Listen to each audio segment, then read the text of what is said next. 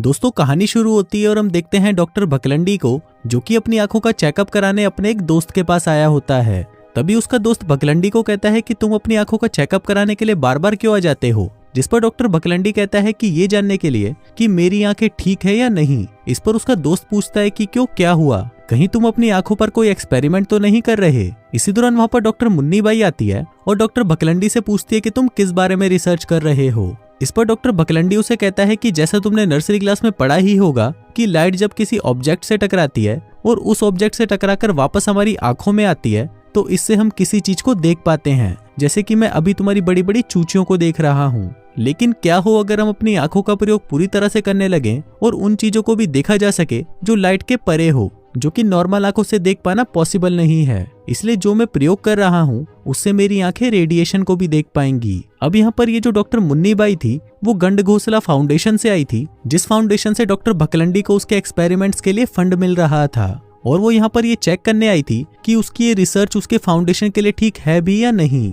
इसके बाद डॉक्टर भकलंडी उसे अपने रिसर्च का एक नमूना दिखाता है। वो वहाँ पर एक बंदर को पकड़ता है और खुद से बनाया हुआ एक केमिकल उसकी आंख में डालता है, जिसके बाद उस दवाई की वजह से उस बंदर की आंखें काफी तेज हो जाती हैं। इसके बाद उस बंदर को पिंजरे में डाला जाता है और वहाँ पर 3 बल्ब लगे होते हैं और इस बंदर को जिस कलर का बोर्ड दिखाया जाता है वो उसी कलर के बल्ब के बटन को दबाता है। फिर डॉक्टर भकलंडी उस कलर बोर्ड के आगे एक शीट रख देता है, लेकिन तभी वो देखते हैं कि उस बंदर की आंखें उस शीट के भी आर पार देख लेती है, जिसका मतलब ये था कि अब उस बंदर के पास एक्सरे विजन आ गया था। और ये सारा कमाल डॉक्टर भकलंडी की रिसर्च की वजह से हुआ था।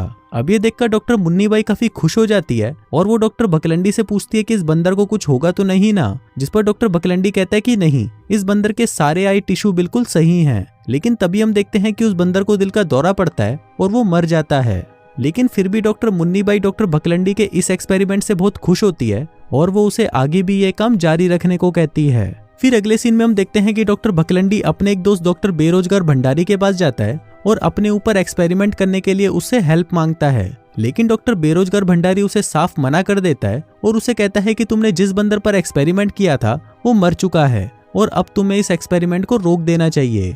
लेकिन फिर भी डॉक्टर भकलंडी किसी तरह से डॉक्टर बेरोजगार भंडारी को मना लेता है, जिसके बाद डॉक्टर बेरोजगार भी इस एक्सपेरिमेंट से जुड़ जाता है। अब सबसे पहले डॉक्टर भकलंडी उस केमिकल को अपनी आंखों में डालता है, जहां पर हम देखते हैं कि पहली बार इस एक्सपेरिमेंट का प्रयोग किसी इंसान पर किया जा रहा था। अब जैसे ही डॉक्टर बेरोजगार उस केमिकल को डॉक्टर भकलंडी की आंखों में डालता है, तभी डॉक्टर भकलंडी को टेबल के पार रखी हुई चीजें भी दिखाई देने लगती हैं। और अब डॉक्टर भकलंडी को भी एक्सरे विजन मिल चुका था, जिसके बाद डॉक्टर भकलंडी फाइल के नीचे रखे हुए पेपर को भी देख पा रहा था और वो उसे डॉक्टर बेरोजगार को पढ़कर भी सुनाता है। अब ये देखकर डॉक्टर बेरोजगार भंडारी की गर्दन फट जाती है और वो कहता है कि बहन ये कैसे पॉसिबल है। तभी डॉक्टर भकलंडी उसे ये भी बताता है कि तुम्हारी कोट की अंदर वाली शर्ट में भी एक पेन है, क्योंकि डॉक्टर भकलंडी उसे साफ साफ देख पा रहा था। अब इसके बाद डॉक्टर भकलंडी और भी केमिकल की बूंदी अपनी आंखों में डालता है, जिसके बाद डॉक्टर भकलंडी को अलग अलग तरह की रेडिएशन दिखाई देने लगती हैं। लेकिन ऐसा करना उसके लिए ठीक नहीं होता और वो बेहोश हो जाता है। अब इसके बाद एक्सपेरिमेंट के दौरान रिकॉर्ड हुई बातें बोर्ड मेंबर सुनते हैं,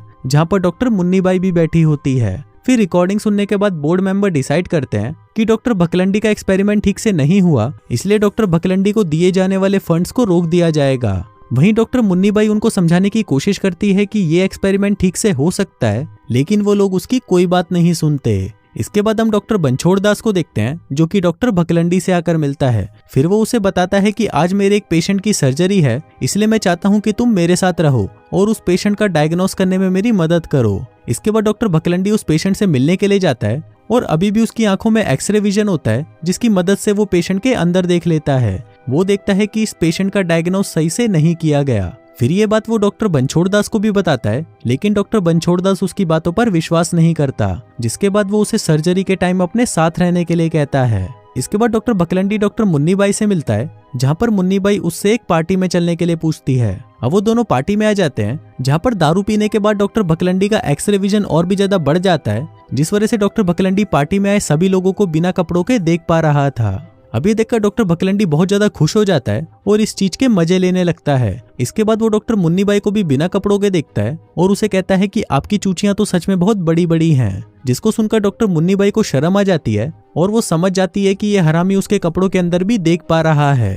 फिर कुछ देर बाद शाम हो जाती है और डॉक्टर भकलंडी को याद आता है कि उसे सर्जरी के लिए हॉस्पिटल जाना था, जिसके बाद वो अपनी आंखों में वही केमिकल लगाकर चला जाता है।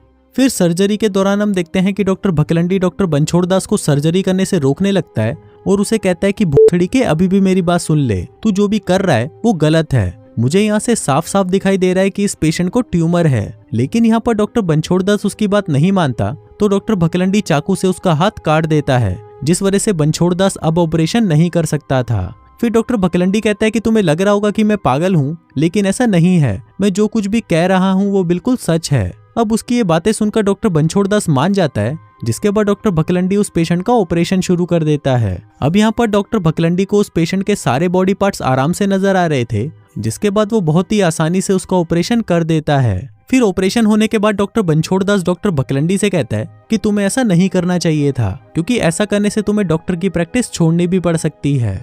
वहीं डॉक्टर मुन्नीबाई भी उसे प्यार से समझाती है कि तुम्हें ऐसा नहीं करना चाहिए, भूसड़ी के नौकरी चली जाएगी तेरी। इसके बाद हम डॉक्टर बेरोजगार भंडारी को देखते हैं, जो कि डॉक्टर भकलंडी को समझा रहा होता है कि अब तुम्हें इसका इलाज ढूंढ लेना चाहिए, क्योंकि डॉक्टर भकलंडी अब अपने आपे से बाहर जा रहा था और उसे अब हर चीज एक्सरे विजन में ही नजर आ रही थी। फिर डॉक्टर बेरोजगार उसे कहता है कि तुम जो भी कर रहे हो वो सब तुम्हारे दिमाग से कनेक्ट हो रहा है, इसलिए तुम्हें अब अपनी भी फिक्र करनी चाहिए। लेकिन इस पर डॉक्टर भकलंडी कहता है कि नहीं यार, मैं नहीं चाहता कि इस दवाई का कोई एंटीडोट ढूंढा जाए, क्योंकि इस वक्त मैं वो देख पा रहा हूँ जो इंसानी आंखें कभी नहीं देख सकती। यहाँ पर डॉक्टर बेरोजगार उसे कहता है कि तुम मेरी बात समझो, मैं नहीं चाहता कि इस केमिकल का तुम पर कोई बुरा असर पड़े, इसलिए मैं तुम पर यह एंटीडोट लगाने जा रहा हूँ। लेकिन अब डॉक्टर भकलंडी दिमाग से पूरी तरह बावली कांड हो चुका था, इसलिए वो ऐसा करने से मना कर देता है, जिस दौरान उन दोनों में लड़ाई हो जाती है और डॉक्टर बेरोजगार भंडारी खिड़की से नीचे गिरकर मर जाता है। अब ये देखकर डॉक्टर भकलंडी को बहुत बुरा लगता है, जिस पर डॉक्टर मुन्नीबाई उसे समझाती है कि तुमने ये जानबूझकर नहीं किया, लेकिन पुलिस इस बात को नहीं मानेगी, इसलिए तुम्हारे लिए अच्छा यही होगा कि तुम यहाँ से चले जाओ, क्योंकि तुमने जो हरकत डॉक्टर बनछोड़ दास के साथ की थी उसके बाद सब तुम्हें ही दोषी मानेंगे। अब ये सुनकर डॉक्टर भकलंडी हॉस्पिटल से भाग जाता है, जिसके बाद अगले दिन डॉक्टर बेरोजगार भंडारी के मरने की खबर अखबार में आ जाती है। वहीं डॉक्टर भकलंडी छुपते छुपाते एक मेले में पहुंच जाता है, जहां पर अब वो लोगों को जादू दिखाने लगता है। वो वहां पर लोगों के लिखे हुए लेटर्स को पढ़ता है, जबकि उसकी आंखों पर पट्टी बंधी हुई होती है। अब ये जादू दिखाकर डॉक्टर भकलंडी और उसके साथ काम कर रहे लोगों को काफी फायदा होता है और वो लोग काफी पैसा कमा लेते हैं। साथ ही हम देखते हैं कि डॉक्टर भकलंडी ने यहाँ पर अपनी पहचान भी छुपाई हुई होती है और वो यहाँ पर सबको अपना नाम डॉक्टर मांगीलाल बताता है। अब डॉक्टर भकलंडी जिन लोगों के साथ काम करता था, एक दिन उसमें से एक आदमी उससे पूछता है कि तुम ये कैसे कर लेते हो, ये जादू हमें भी सिखा दो। लेकिन इस पर डॉक्टर भकलंडी उसे गालियां देकर वहां से भगा देता है। इसके बाद डॉक्टर भकलंडी अपना टेप रिकॉर्डर निकालता है और अपने एक्सपेरिमेंट और उसमें होने वाले बदलावों के बारे में बात करता है। लेकिन वही वो आदमी खिड़की से ये सब कुछ देख रहा होता है और वो सब कुछ जान जाता है। वहीं दूसरी तरफ डॉक्टर भकलंडी के साथ काम करने वाले लोग उसके बारे में बातें कर रहे होते हैं। वो कहते हैं कि डॉक्टर भकलंडी के पास सच में ऐसी शक्ति है जिससे वो चीजों के आर पार देख लेता है। लेकिन तभी वहाँ पर डॉक्टर भकलंडी पहुंच जाता है और उनको बताता है कि मैं तो सिर्फ एक आम इंसान हूँ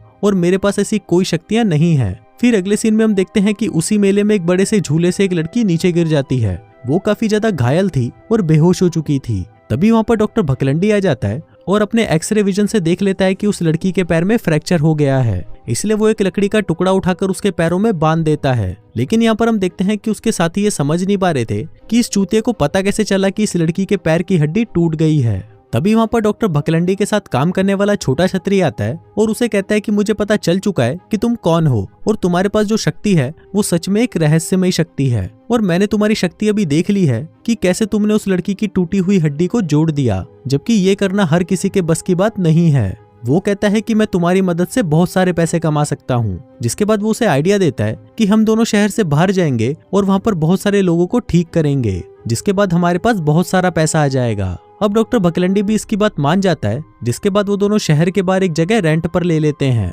अब डॉक्टर भकलंडी मरीजों को देखना शुरू कर देता है और वो अपने एक्सरे विजन से देखकर उन्हें बता देता है कि उन्हें क्या प्रॉब्लम है और वो कैसे ठीक होगी। अब धीरे धीरे ये यहाँ पर लोगों के लिए भगवान के समान बन चुका था और अलग अलग जगहों से बहुत सारे लोग डॉक्टर भकलंडी के पास अपनी परेशानियों को जानने के लिए आने लगे थे। जिसके बाद डॉक्टर भकलंडी का नाम बाबा बंगाली के नाम से फेमस हो जाता है। इसके बाद हम डॉक्टर मुन्नीबाई को देखते हैं, जिसे पता चल चुका था कि बाबा बंगाली ही डॉक्टर भकलंडी है। जिसके बाद जब वो उसे ढूंढते हुए उसके क्लिनिक पहुंचती है तो वो देखती है कि वहाँ पर बहुत सारे लोग अपनी परेशानियों का सॉल्यूशन पाने के लिए आए हुए थे। इसके बाद डॉक्टर मुन्नीबाई डॉक्टर भकलंडी से मिलती है, जो उसे बताता है कि मेरे साथ बहुत बुरी चीजें हो रही हैं, क्योंकि अब मुझे बहुत सारी चीजें दिखाई दे रही हैं। मैं रात को सो भी नहीं पा रहा, क्योंकि आंख बंद करने के बाद भी मुझे सब कुछ नजर आता है और अब मैं बस ठीक होना चाहता हूँ। इस पर डॉक्टर मुन्नीबाई उसे कहती है कि मैं यहाँ पर तुम्हारी हेल्प करने के लिए ही आई हूँ और तुम्हें किसी ऐसी जगह पर जाना चाहिए जहाँ पर तुम सेफ रह सको।